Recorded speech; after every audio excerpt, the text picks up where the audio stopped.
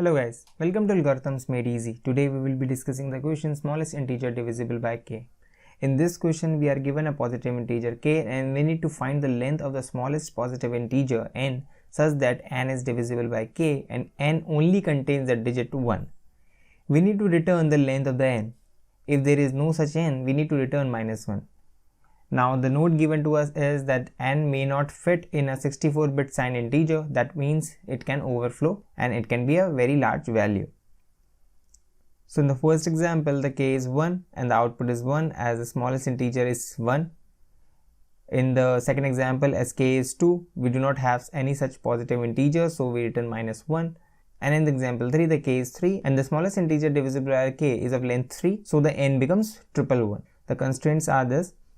The given hint with the problem tells us that we just need to store the remainder modulo k, and the second hint given to us is if we never get a remainder of 0, why would that happen and how would we know that? So we need to find out that in what cases we won't be getting any remainder at 0. So let's see this with an example. As given in the third example, let's suppose k is given to us as 3. As we know, if the value of the k is 3 and we need to divide any integer by 3, we only have a limited number of choices for the remainder. In this case the remainder will be 0, 1 and 2 and not greater than that. Now let's try to brute force the result and see what the pattern is.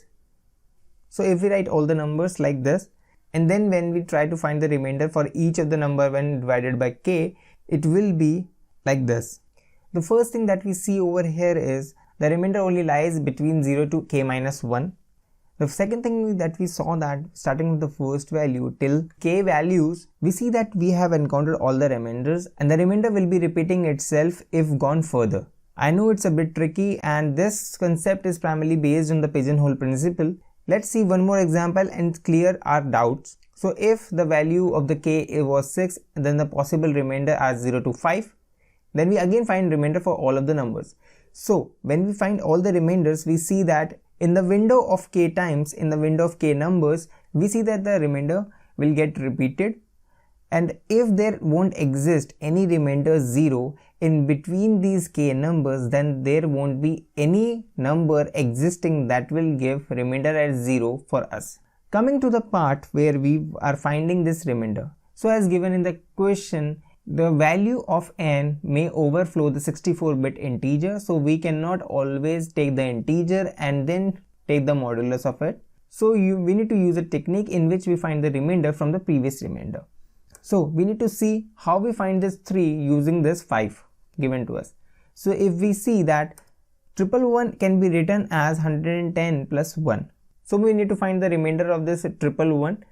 110 can be break down into two pieces, where the first value will be 11 mod 6 and the second value will be 10.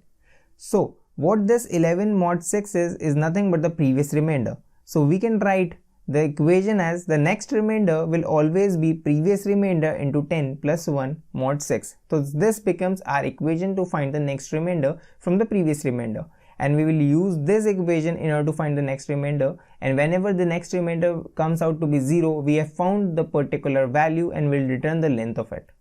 Now coming to the elimination of some number, as all the numbers will be only ones, so we know that for values 2 and 5 there won't be any answer, so we'll directly return -1. Now let's see how we can code this. The code will be pretty much easier and it's quite straightforward, so let's do it. So we'll start off with the condition where if the value is an even or is a multiple of 5, then we simply return -1. Otherwise we need to have a previous remainder that we done, which will be initially be 0. We'll start our loop from 1 and go all the way up to the value k. We need to find the next remainder. As we can just directly update this remainder itself, we will write it like previous remainder will be equals to previous remainder into 10 plus 1 and finding a modulus of it. Now if this previous remainder comes out to be 0, then we have found the value and we'll simply return it. Otherwise, at the very end, we'll simply return -1. That's it for the code. Let's run this code.